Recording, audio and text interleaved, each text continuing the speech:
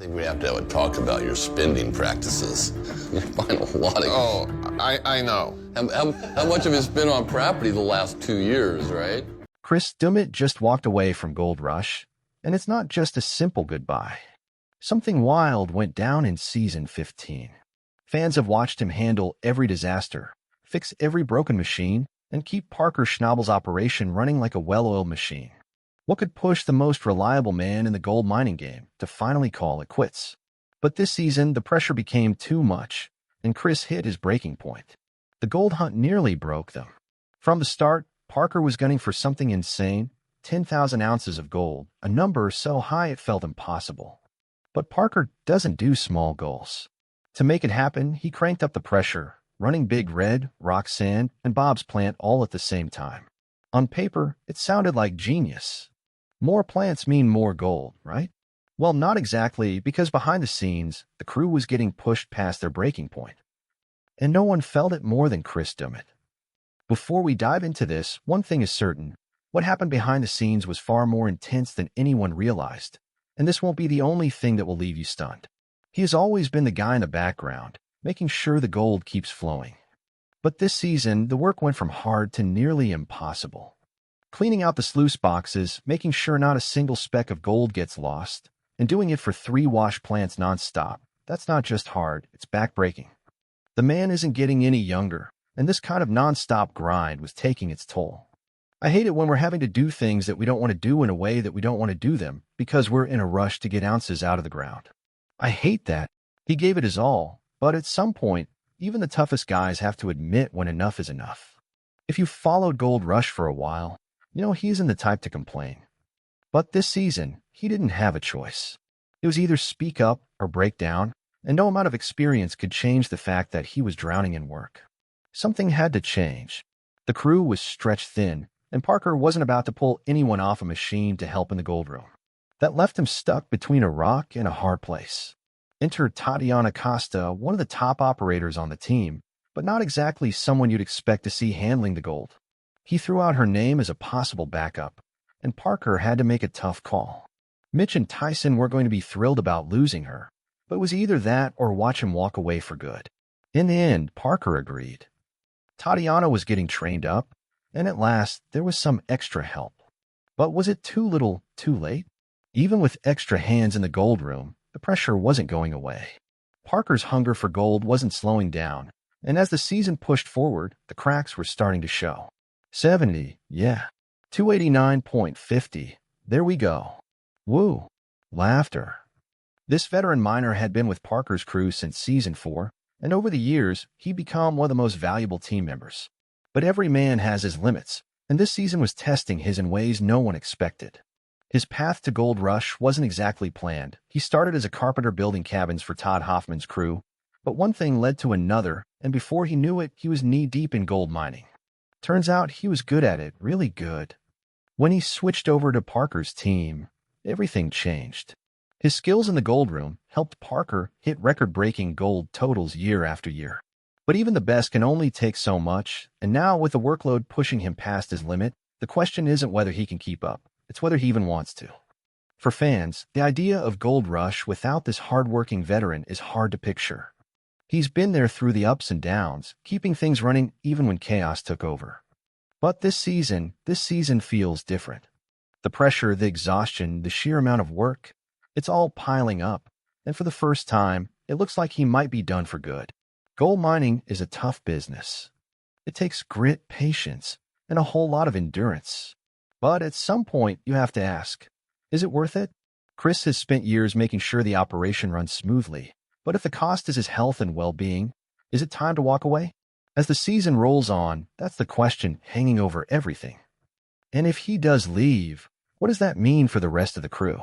Chris had been through tough seasons before, but this one was pushing him harder than ever.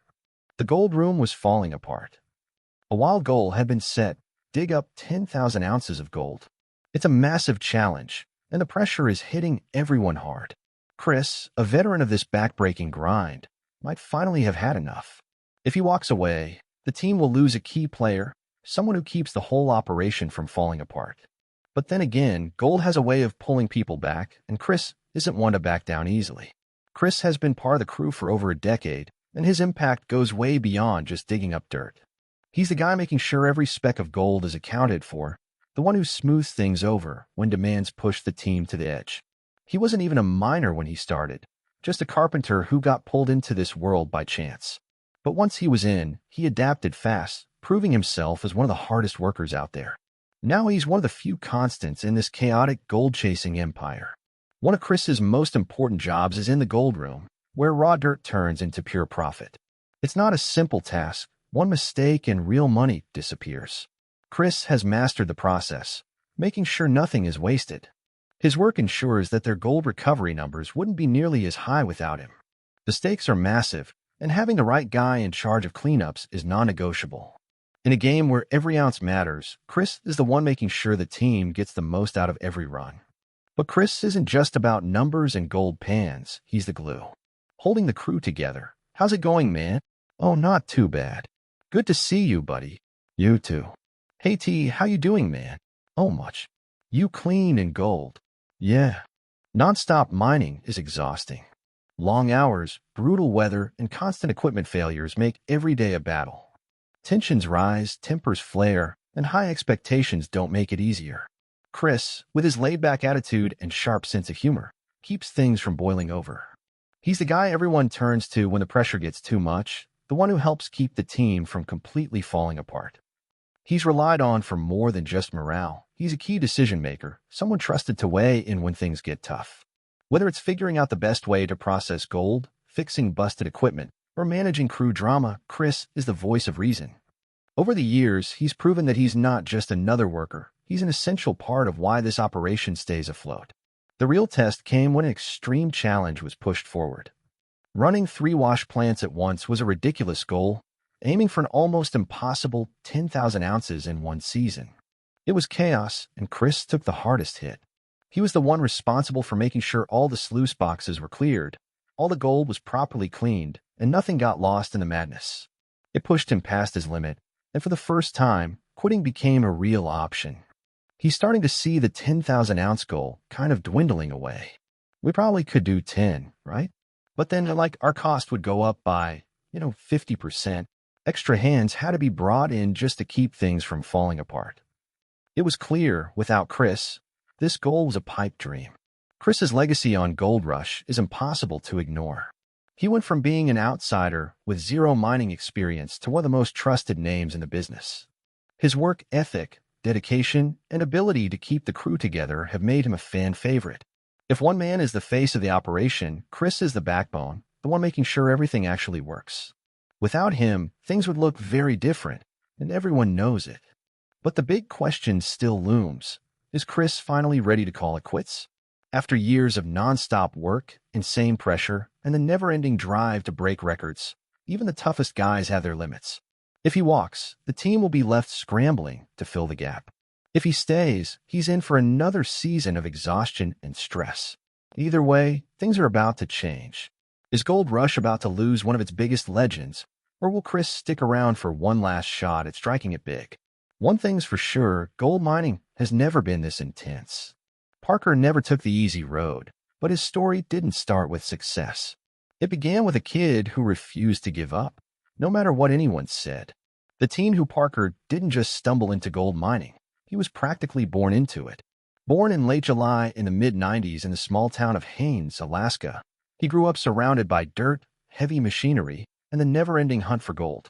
His grandfather, John Schnabel, ran the Big Nugget mine, and while other kids were playing with toy trucks, he was watching the real thing in action. By the time he was barely old enough to tie his own shoes, he was already learning how to operate equipment that most adults would struggle with. Fast forward a few years, and he was juggling school and mining like it was nothing. High school saw him shooting hoops on the basketball team, but let's be real, his heart was always with the mine. College? Sure, it was an option. He even thought about studying geology or mining, but in the end, books and classrooms didn't stand a chance. Instead of wasting years in lectures, he put his savings where his ambition was, into his own mining operation. That decision was life-changing. By the time he was just 16, he took over running the Big Nugget mine.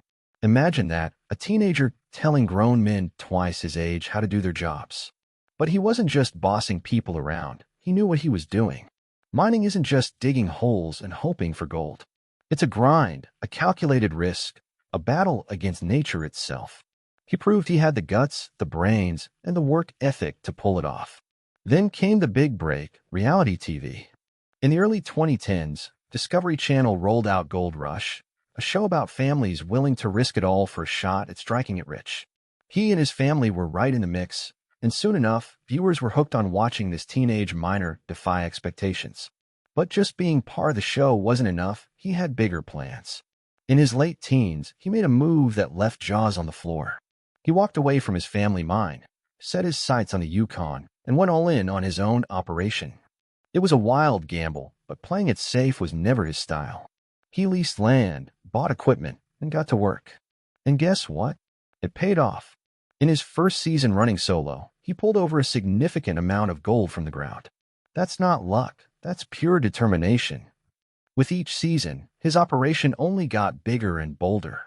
His numbers grew, and he proved that he wasn't just some kid riding his grandfather's legacy. He was the real deal. His story wasn't just about mining. It was about proving that age doesn't matter when you have the skills and the drive to succeed. He didn't just survive in the gold game, he dominated it. Didn't stop with Gold Rush. His success spun off into Gold Rush Parker's Trail, where he took mining to the next level. No longer just digging in one place, he traveled the world following historic gold mining routes and pushing himself into uncharted territory. From Canada's brutal Klondike Trail to the dense jungles of Papua New Guinea, he showed that he wasn't afraid of challenges, he chased them. But life wasn't all golden glory. He faced his share of struggles, especially when it came to his personal life. He had a relationship with an Australian veterinary nurse, Ashley, who even appeared on the show for a while. But between the relentless grind of mining and the pressures of fame, the relationship didn't last. He admitted he wasn't exactly the best at balancing work and relationships. So if we run a yard, we need to get 155 milligrams, 40 buckets, 40 buckets. Mining always came first. And that's the thing about him. He's not just some TV personality trying to cash in on his 15 minutes of fame. The guy eats, sleeps, and breathes gold mining. Even as he hits his 30s, he's still as relentless as ever, chasing bigger paydays and pushing the limits of what's possible in the industry. Fame hasn't softened him. If anything, it's only made him more determined. But here's the real question. How long can he keep this up? Mining isn't just backbreaking work. It's unpredictable, risky, and full of setbacks. He has made millions, but he's also faced massive losses. Will he eventually trade the mining life for something a little more stable? Will he ever step away from the cameras and just focus on the gold? Or is he too deep into this world to ever walk away? For now, his name is still one of the biggest in modern gold mining. Whether it's striking it rich or struggling through brutal seasons, one thing's for sure, he's not done yet. But what happens when the gold stops flowing? That's the real story waiting to be told. Gold mining is tough, and one bad choice can ruin everything. But those who learn to change and keep going always find a way to win. The numbers that change Gold Rush. Gold mining isn't just about digging up some shiny rocks and getting rich overnight. Gold Rush has proven that time and time again. While the show makes it seem like an adventure, the reality is far more brutal. Miners risk everything, money, time, and sanity, for a shot at a few nuggets. Some strike it big, others crash and burn, and a few just barely hang on by the skin of their teeth. Take Season 3, for example. Todd Hoffman's crew finally had a decent year after struggling before, pulling out over 800 ounces of gold, which put more than $1 million in their pockets. Not bad, right? But Parker Schnabel, the young hotshot, was already proving he was the one to watch. While Hoffman was celebrating, one miner was grinding, mining nearly 200 ounces. Meanwhile, Dakota Fred Hurt pulled out over 160 ounces, but it was clear he wasn't keeping up with the younger competition. Then came Season 4, and there was no messing around. Leasing land at Scribner Creek, the work began, leading to over 800 ounces in one season. If that wasn't enough, he and Rick and ES went all in and pushed their total to over 1,000, shattering Hoffman's records and making him look like an amateur. At this point, it was clear there was a new leader in the gold rush, and Hoffman was just trying to keep up. Season 5 rolled around, and the numbers made everyone else look silly. More than 2,500 ounces of gold were pulled in, raking in close to $3 million. The Hoffmans, still struggling to stay relevant, managed to mine over 1,300 ounces, making over $1.5 million. Not terrible, but compared to the top miner, it was like watching a kid trying to outrun a race car. Things really heated up in Season 6. Tony Beats, the grizzled old-school miner, got in on the action with his family, hauling out over 700 ounces using a dredge that was older than some of the crew members. But there was no slowing down. Over 3,300 ounces were mined, worth nearly $3.5 million. The Hoffman finally had a decent year, pulling in just over 3,000 ounces, but they still trailed far behind. If there's no gold in it, we're wasting a lot of time, but it is very different ground than we've been mining. By Season 7, the numbers were simply in another league. The team pulled in more than 4,300 ounces, worth over $5 million. Meanwhile, Tony Beats and his crew, working their dredge system, managed just over 2,000 ounces. The gap was growing, and one miner was setting the pace. Season 8 was yet another dominant year. The team mined over 6,200 ounces, worth a whopping $7.5 million. Tony Beats stayed consistent with over 3,600 ounces, bringing in over $4 million. The reign was undeniable. It was clear who was outthinking and outworking everyone else. Then came Season 9, where a goal of 7,000 ounces at Scribner Creek was set. Not only was that goal reached, but it was also blown past, with over 7,400 ounces mined, worth close to $9 million. Rick and ES, trying to prove himself after stepping out of the shadow, just barely scraped past 1,000 ounces. Meanwhile, Tony Beats fell short of his 6,000-ounce goal, mining just under 4,400 ounces. Another win for the leader, another frustrating season for the rest. Season 10 showed just how smart the top miner had become. Even though the total fell 200 ounces short of the previous season, rising gold prices meant more money in the end. By the close of the season, over $10 million in gold had been mined. Meanwhile, Rick and he struggled after relocating to Duncan Creek, barely breaking even. Tony Beats had to move his operation to Paradise Hill, but still managed over 2,200 ounces.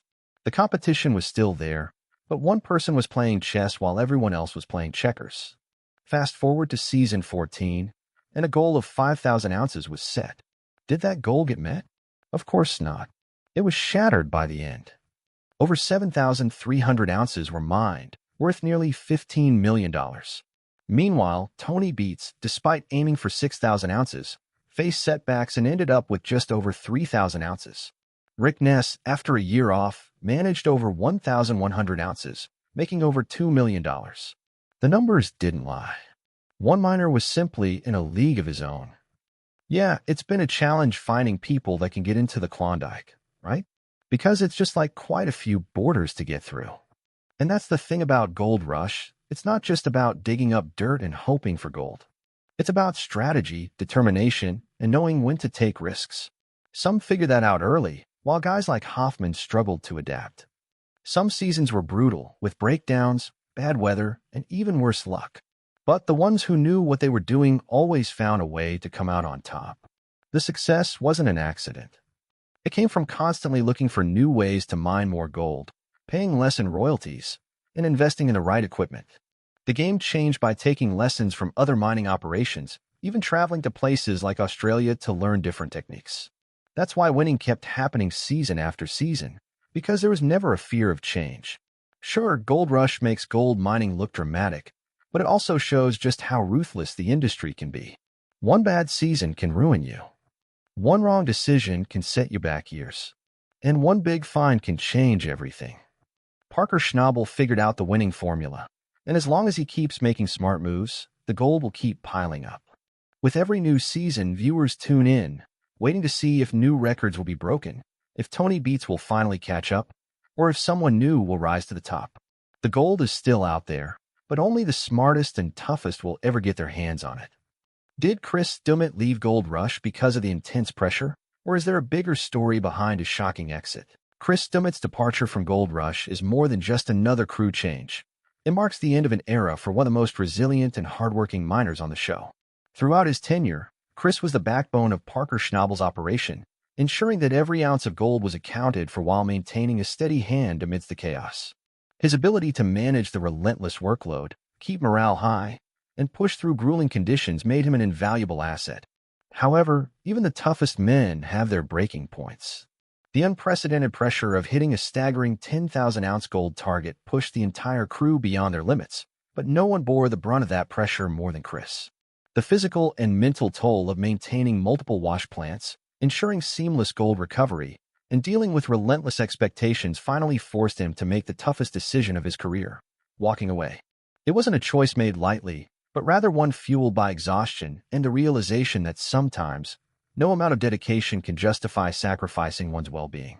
While Parker's operation will continue, the void left by Chris will be hard to fill. His departure raises questions about the sustainability of such high-intensity mining and whether others will follow in his footsteps. Despite this, gold mining remains an unpredictable and high-stakes endeavor, with fortunes won and lost in an instant.